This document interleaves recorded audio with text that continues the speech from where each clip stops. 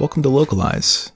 Our label manager makes it easy to manage and create labels to organize your content inside your Localize project. You can access the label manager by clicking on Phrases, then Label Manager. Here you'll find a list of all the labels in your project, the number of phrases for each label, and any associated label actions. You'll find a description of the label when you hover your mouse over the label name. Our default system labels will have a lock icon. System labels are automatically created by Localize when our library detects certain content on your website. You'll find system labels for things like page titles and meta descriptions, making it easy to identify and translate this content. You can edit any label by clicking on the pencil icon and add a description or assign a label action.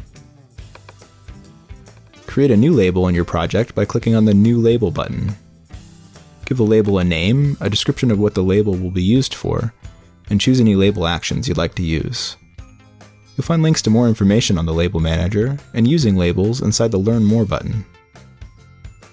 Check out the Label Manager in your project today and let us know if you need any help getting started by contacting us at support@localizejs.com.